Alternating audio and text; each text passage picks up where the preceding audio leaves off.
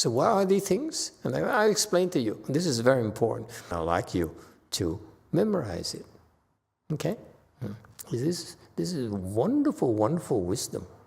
I'll explain a little bit to help you understand the connection, if you will.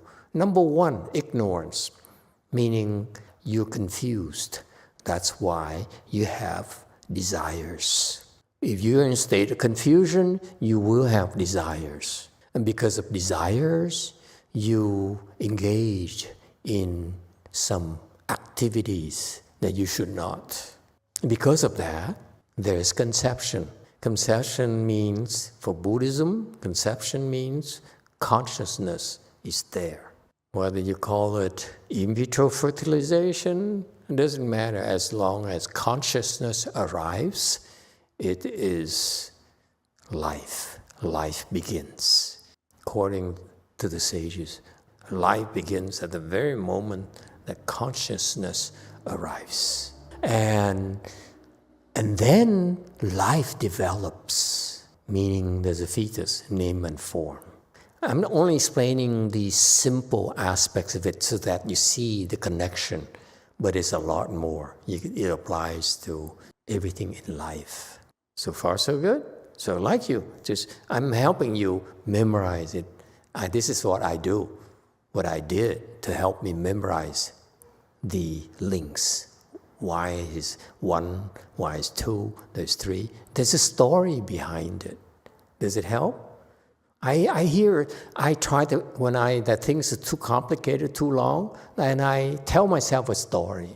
So consciousness is life in Buddhism.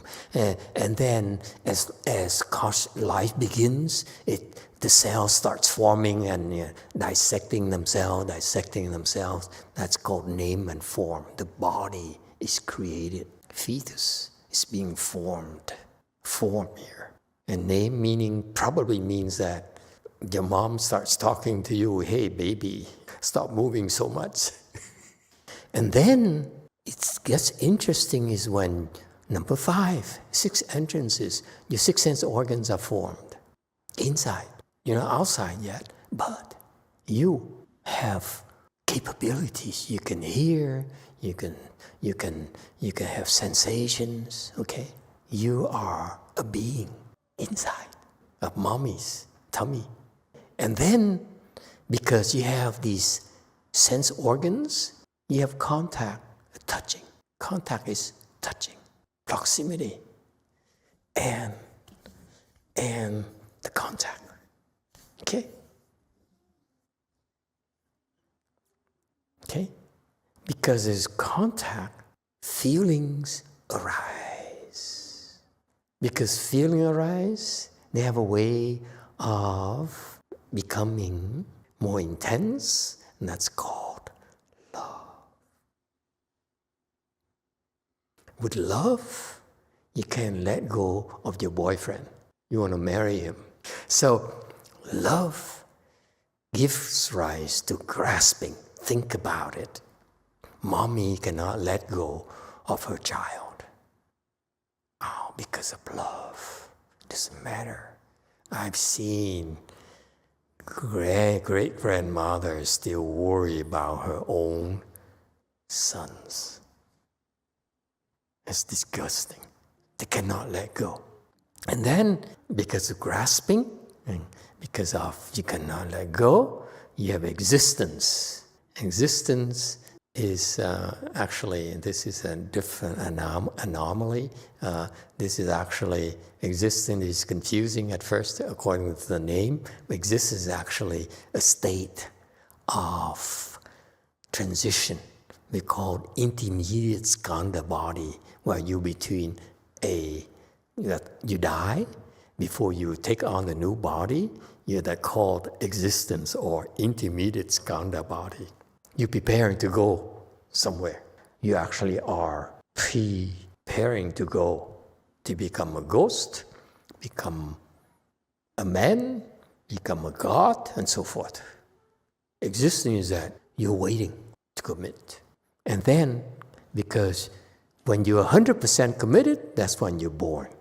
Into the heavens, down to the hells, you take on the next body. And because of that, you're born, you will age, and you will die. No two ways about it.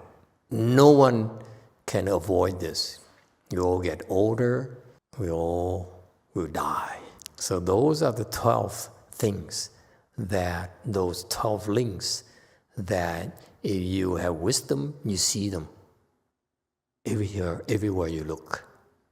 Not just life, but a computer, whatever you can think of. Incredible Buddhist wisdom. Why is it important? Because that's how you solve problems. If you understand what caused, you don't like the problem, then you can figure out what caused it, and you kill the cause. People in the world have no wisdom. That's why when they have a problem, what do? They pray to God. Please help me.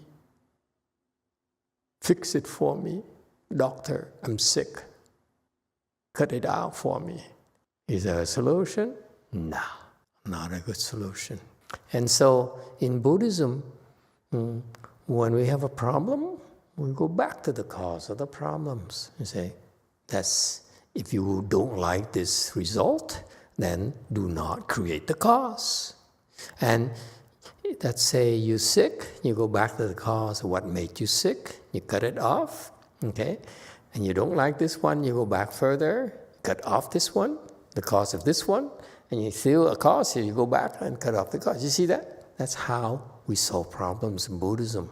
For you to see the direct relationship between your problems and the cause for your problems requires wisdom. If you have no wisdom, you can only identify the minor causes. You cannot identify the real cause of your problemas. Please memorize these things. They're so cool, let me tell you. It's fantastic. Emituofo, Emituofo, Emituofo, Emituofo, Emituofo, Emituofo, Emituofo.